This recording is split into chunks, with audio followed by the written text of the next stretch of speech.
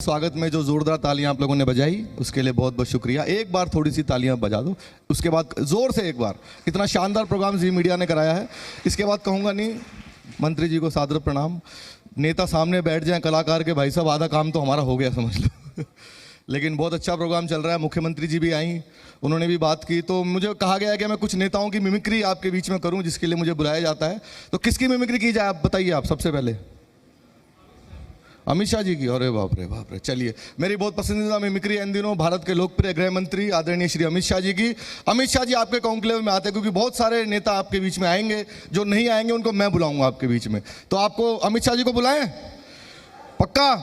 देखिए सर, अगर अमित शाह जी आपके इस कॉन्क्लेव में आते तो कैसे बात करते, मैं कोशिश कर रहा हूं। देखिए, मंच के सामने मौजूद बुजुर्गों, माताओं, बहनों और मेरे जिगर के टुकड़े जैसे युवाओं, मैं आपको इस शानदार कॉन्क्लेव की शुभकामनाएं देता हूं, शुभकामनाएं देता हूं। और इतना ही कहना चाहता हूं, ये राहुल बाबा कहते हैं इनको विकास दिखाई नहीं देता है। राहुल बाबा, आपको कभी विकास दिखाई नहीं देगा। आपकी आंखों पर तो इटालियन चश्मा चढ़ा हुआ है, इटालियन चश्मा। तो मेरे साथ दोनों हाथों को उठाइए, संकल्प की मुट्ठी बींचिए और पूरी ताकत से प्रचंड आवाज में बोलिए, भारत माता की। धन्यवाद। मुख्यमंत्री जी आए थे सर, उन्होंने केजरीवाल जी की बात की। केजरीवाल जी की जब तक मिमिक्री ना करो तो मेरा पिंडदान होगा नहीं। हाँ सर, 11 साल का आतंक था भाई दिल्ली के अंदर।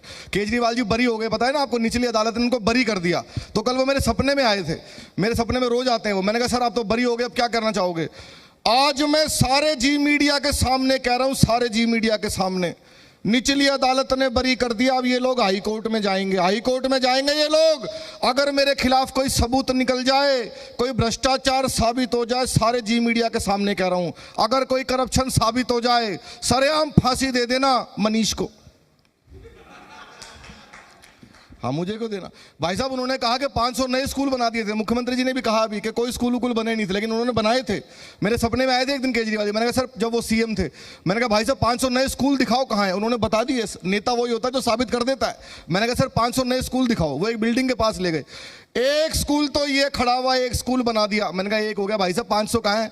सुबह लड़कियां आती हैं इसमें, शाम को लड़के आते हैं, 2 ही हो गए। मैंने कहा 2 हो गए। भाई साहब 500 कहाँ है। आप किसी भी क्लासरूम में चले जाना, कोई बच्चा ये नहीं बोल के आता कि मैं स्कूल में जा रहा हूँ, क्या क्लासरूम में जा रहा हूँ, क्या बोल के आता है, स्कूल में जा रहा हूँ। यानी एक एक क्लासरूम एक स्कूल के बराबर है। ऐसे 50 कमरे एक स्कूल में बना रखे, गिन लो कितने हो गए। मैंने कहा जी काफी हो गए। स्कूल के सामने शराब का ठेका बना दिया। भगवंत मान ने बताया कि एक अच्छा पैग लगा लो तो एक स्कूल के 2 दिखाई देते हैं। 2 तो ये वाले भी मानने पड़ेंगे आपको। ऐसे ऐसे करके 500 बना रखे हैं, कहो तो 1000 बना के दिखा सकता हूं।